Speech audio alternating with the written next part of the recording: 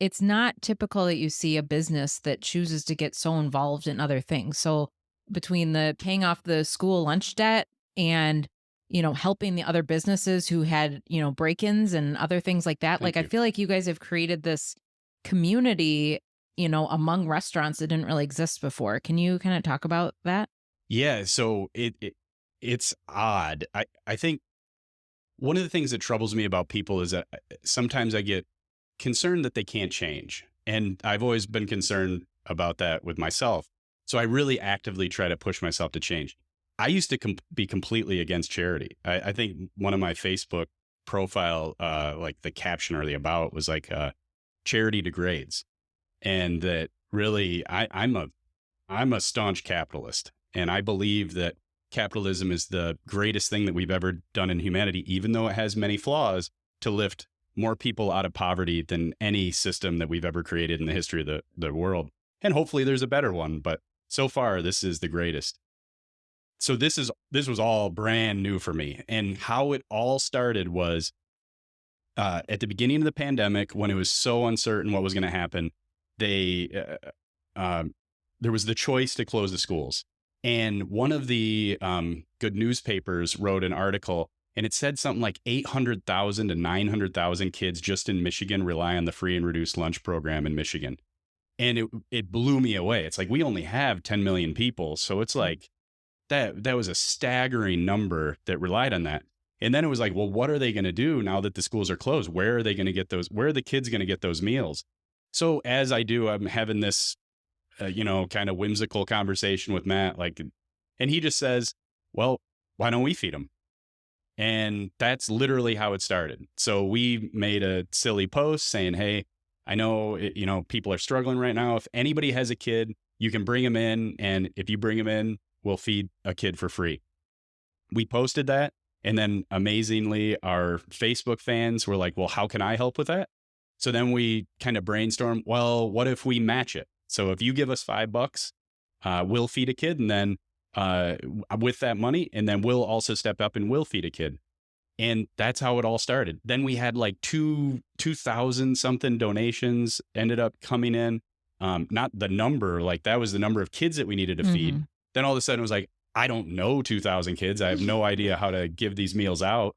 So then my mother-in-law, Dawn Blakesley, referred me to Trinity Church. We ended up getting tapped into them. And then it ended up being this thing where like every 2 or 3 months, we were giving away 200, 400, 500 meals, where it got to the point where we were coming into some communities, the Trinity Church people who were delivering them were coming into these communities, and kids are running out of the apartment complexes, like all excited. And it was amazing. It was one of the coolest things that I've ever been a part of. One of the most meaningful thing that I've ever done with Saddleback, for sure. And then that just led to, well, what can we do next? What can we do next? And admittedly,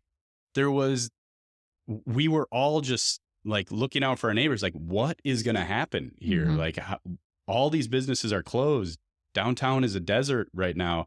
These business owners still have to pay their rent. And so we just tried to help as much as we could. And then one thing led to the next, and none of it was premeditated. So you brought up the other one, just to give that story of the paying off the student lunch debt. I woke up, turned on the news. It was like a Sunday morning, and a barbecue place in the Flint area had paid off student lunch debt. And I said, what the hell is student lunch debt? I'd never heard of it at all. And so I reached out to 2 teacher friends, one in Holt, and actually both in Holt. And they said, yeah, that's when a kid can't pay and we don't have them go without a meal, but it goes on their balance and we hold that up. And then sometimes at the end of the year, some families can't pay it. And this debt kind of accumulates over time. And I'm like, I had no idea that even existed. And I reached out to Holt. I'm like, I'd like to pay it off. And they're like, well, we don't actually have any, but Mason does. Sent a message to the principal at Mason. They got back to me and said, hey, it's like $1,500. And I was literally personally just going to go and head out there and write the check. Reached out to Matt Gillett, the founder of Saddleback, and he went to Mason and he said, no, let's do that through Saddleback. I want to be involved too. And so we went out there. And again, the teachers, like this is still kind of during COVID too, is like getting a little better. The teachers come out of the rooms like when I'm coming in, I'm just dropping off a check. That was all I thought I was doing. And they wanted to take a picture, and they gave me a Mason Bulldog mask, and they took a picture of it. And then that kind of went viral. And then that led to, okay, I'll tell the bad part of that. It led to people saying, oh, they're exploiting a situation. Oh, they didn't do enough. All of this stuff. And so then we're like, well, this is silly. Like, that's ridiculous. And one of the conflicts in this stuff is there is an understandable view that you shouldn't talk about your giving, that it is boastful or braggadocious, or you're only doing it for that, it's Mhm. just marketing, because we see so much of it. We see so many companies that just attach their name to something, and they're not really making a meaningful impact. They literally do 100 billion in sales, but this, $1 million that they give over here is what we're supposed to care about. And that's all they advertise. So I completely get it. People thought that it was gross for us to talk about it, but we did it, and we were open about why we did that.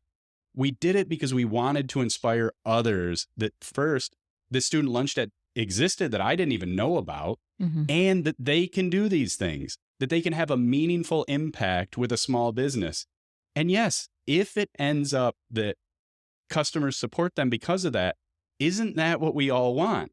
Because we have this paradox right now where people say, I only want to support businesses that do well by the community. I only want to support small businesses that actually help and give back.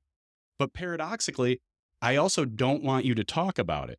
Well, those Right. two things can't coexist. Like, well, how do you know if the business is doing it then? You can't support them if they don't talk about it. So because of that, we ended up saying, like, look, this is how you can do it. And I surveyed all of the school districts in the area and said, like, hey, this is how much they have. And then Spear Electric stepped up. David Hunt stepped up, that owns Big Boy Restaurants. And then tons of other businesses all stepped up. We ended up paying off like 8 school districts in the area That's student awesome. lunch debt. And it was just like one thing after the next. We never expected to do any of this. It was just, the snowball just kept rolling. And then people kept coming out of the woodwork saying, well, why don't you do this? Why don't you do this? And they're all great ideas.